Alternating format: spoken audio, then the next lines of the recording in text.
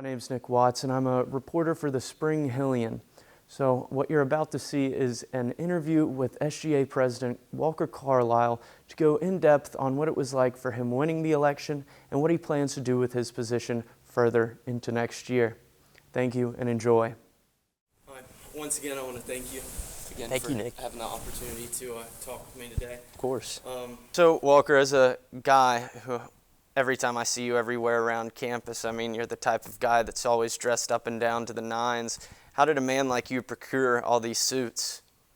I appreciate it, Watts. I don't know. A lot of it's just, Christmas and birthday. I mean, I have my siblings ask for all these crazy things, but all I ever want are just, more suits to wear. I've got my birthday coming up next week, and I've got one picked out. So you might be seeing another one coming soon. You're SGA president now, and so not only is that just a title, but it encompasses a lot more. And so what are your thoughts on, it just being more than a title that people may have at the school? I love that. Yeah, so one of the biggest things that, I've been talking about with our advisor, Dr. Copeland, we're in these positions to, have these difficult conversations. I mean, I kind of hate that in the past, this position and the vice president position haven't advocated more to administration. So what I've, with the help of Dr. Copeland, we've implemented something new where, we send an email from the SGA email every Monday morning of the week to the cabinet. And this email goes to the cabinet and it goes into their updates for the next Tuesday morning when they have their meeting.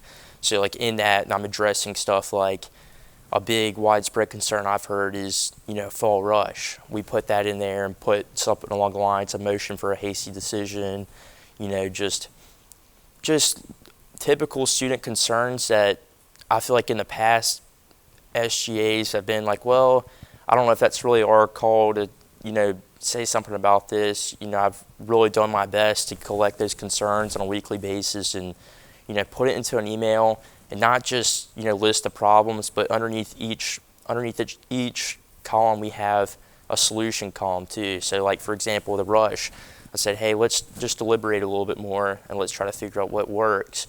For example, the security issues on campus, like the old shell gate, the fact that we have a gate and it's not really used correctly. Yeah, I put something along the lines of, hey, let's just lay out the expectations to these workers that are here.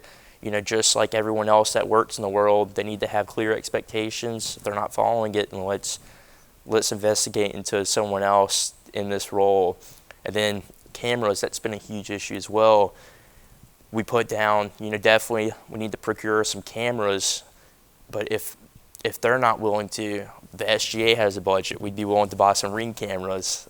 I mean, really just little stuff where I feel like it's not just, planning the concerts, it's not just planning the Mardi Gras parades, it's not just the fun stuff, it's about the difficult conversations and making sure every student here feels like they're getting the true experience. So speaking of your cabinet, I noticed all of your cabinet members are on Greek life, so I'm kind of interested to know how the thought process was for choosing that, kind of seeing how you're going to represent the whole body as SGA. Love that.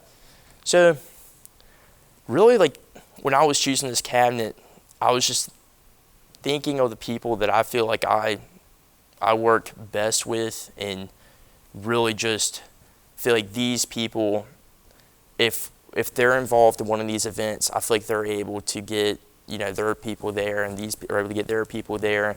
And I understood that, the Senate could kind of back up the lack of non-Greek life on the cabinet almost, I guess is what I'd say. Like the fact that, we do kind of have that center around the cabinet, but then the Senate, there's people around there that, kind of even that out. And it's just an experience that I feel, we're able to collect everyone in with that. The biggest thing about my cabinet is, I looked at every single one of these descriptions in the Constitution, and I've been thinking about it for hours upon hours of who I thought would, who's going to be best here, who's going to be best there. And most of these people, like I didn't come to them. They came to me talking about how they wanted to, really use this last year as their chance to, better the school, as a chance to, give back to what's been given to them. So I really just didn't have people outside of there come to me, but I think it's more of a convenience factor that it kind of happened that way. But I don't think that should take away from any student on campus. I'm always at every event I can be at, whether it's CPB, BSU, Greenkeepers, Honey Badgers. I helped them out with what the honey tasting recently this week. But I think we're all, as a student body, we're a team, and I think it's important that we advocate for everybody. So I think it'll be a great year for everyone to feel included. Do you believe that since you ran unopposed, Quincy and Ciara dropped out of the race, that there's a threat to your legitimacy as president of SGA, or do you kind of use that to embolden yourself as president to say, we're here on the right track and we know that you chose right? Yeah, I think Quincy and Ciara both did a great job. I think, that they worked hard, and I liked a lot of their ideas along the lines of, I feel like I had laid out a lot of my ideas. I didn't necessarily ask people about their ideas. I guess I kind of did that throughout the year, but once I got to the time for election, I more of just laid out, like, here's this, here's that, here's this, here's that, and they did a better job with asking, like, hey, come to the back of CAF, write down what you like, like that kind of stuff's important, and that's definitely something our administration's about. So, but I mean, in terms of legitimacy, I really feel like anyone could be in this role if they put their heart towards it. I don't think it's nothing harder than you expect. It's really just, if you have the right person in there that's going to work hard enough, then I think it's more than possible for them to be in there. I think a lot of the stuff I do is, not the stuff that every other person would like to do, though. It's a lot of commitment, a lot of after hours, a lot of questioning. Hey, is this really something I need to be doing when I've got exam tomorrow, practice the next morning, work the next day? It's a lot of commitment, but it's the commitment I'm willing to put towards, because this is a place I love, a student body that I love, a place that I want to see advanced upwards, not just any consistent layout. I want to see consistent progress, and I'd like to think that with me that's exactly what the student body is going to see, and I think a lot of them have kind of come to realize that with some of the recent projects we've done. Soon I'm going to be an alumni. I'm going to be graduating, so there's a little bit of a feeling that the recent alumni engagement, not in older classes, but the more recent ones, has been lacking a little bit. So what kind of initiatives or kind of plans do you have for next year for alumni? I know Alumni Weekend, there's always a party, so I hope we have another one. But I was just wondering what you had in mind. I love that question. We've actually been talking about this a lot in some of our Senate meetings. We've had some great open discussions the last couple of meetings. We've even motioned to continue like 3 times, so that's been awesome at these meetings. A lot of excitement around the specific topic.